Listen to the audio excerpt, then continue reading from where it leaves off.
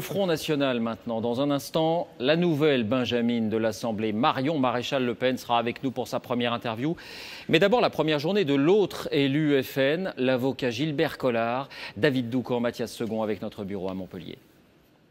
Ce n'est pas l'avocat qui prend le train pour Paris, mais le député.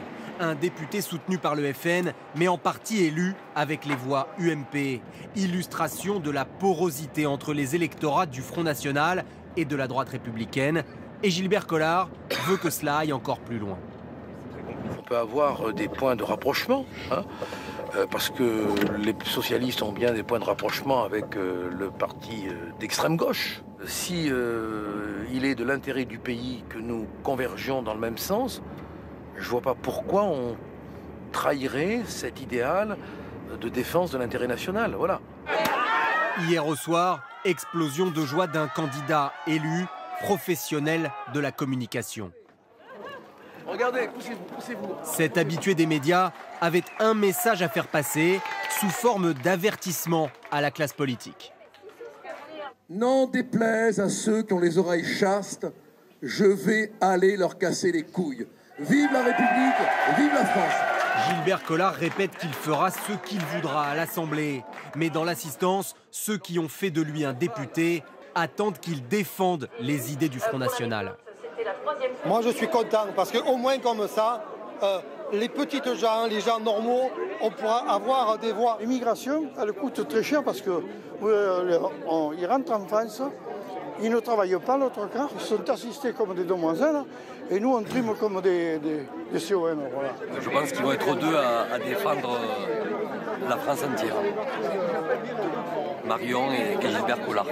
À l'heure actuelle, Gilbert Collard n'a pas sa carte du FN. Il nous a confié ne pas souhaiter adhérer officiellement au parti pour l'instant. Voilà, deux élus donc, lors de deux triangulaires. Marion Maréchal Le Pen l'a emporté ici à Carpentras dans le Vaucluse avec un peu plus de 42% des voix. Elle est étudiante en droit à Paris. C'est la nièce de Marine Le Pen et elle est donc en direct avec nous. Bonsoir et merci. D'abord, un mot sur Bonsoir. vous. Parce que 22 ans, c'est très jeune. Vous êtes la petite fille de Jean-Marie Le Pen. Vous avez grandi dans le giron du Front National. Est-ce que vous avez vraiment eu le temps, à cet âge-là, de vous forger des convictions par vous-même pour ne pas être qu'un symbole? Évidemment, parce que déjà, je suis militante, c'est vrai, depuis de nombreuses années. Mais avant cela, je m'étais renseignée. Je suis allée voir un petit peu ailleurs. J'ai grandi dans une famille politique, c'est vrai, ce qui m'a amené d'autant plus à m'y intéresser jeune et à me renseigner ailleurs. Donc mon combat aujourd'hui est fait avec envie et beaucoup de conviction. Alors, est-ce que vous pouvez nous citer un sujet concret sur lequel vous souhaitez vous faire entendre à l'Assemblée nationale? Oui, bien sûr, nous allons avant toute chose nous prononcer sur le pouvoir d'achat parce que c'est une préoccupation première des Français et notamment des Vauclusiens. Alors nous avons une mesure phare dans ce domaine qui est l'augmentation de 200 € de tous les salaires jusqu'à 1 500 € par la prise en charge des cotisations salariales par l'État. Dans quelle commission est-ce que vous souhaitez siéger? La commission des affaires sociales, la commission des affaires étrangères, de la défense? Alors cela n'a pas encore été décidé, nous aborderons certainement le sujet demain en bureau politique pour voir ce qui serait le mieux. Mais votre sensibilité vous porte plus sur les sujets économiques? Je n'ai pas encore décidé, je ne peux pas vous dire. C'est vrai que malheureusement, comme nous n'avons pas le nombre de députés que nous devrions avoir, la décision ne m'appartient pas totalement et j'irai là où notre mouvement considère que ce sera aussi le plus utile. Est-ce que vous allez continuer vos études de droit ou est-ce que vous allez arrêter ? Absolument, j'ai toujours dit que je continuerai mes études et notamment mon Master 2 pour pouvoir me laisser le choix d'exercer un métier en parallèle de ma fonction de député, car je ne veux pas être de ces élus qui sont déconnectés des réalités.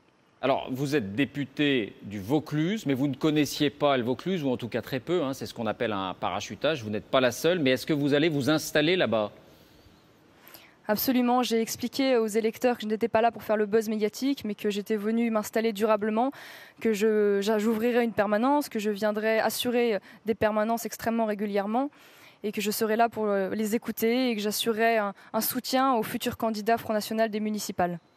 Dernière chose, Marion Maréchal Le Pen, il y a en quelque sorte deux stratégies au Front National. Il y a eu celle de votre grand-père pendant des années et puis celle de votre tante, Marine Le Pen, qui prône une forme de dédiabolisation. Est-ce que c'est cette stratégie-là qui a réussi d'après vous? Est-ce que c'est la bonne stratégie? Oui, je pense qu'il faut que nous fassions comprendre aux électeurs que nous sommes des personnes normales. Certainement, le fait que je sois jeune et une femme a été un atout dans cette campagne.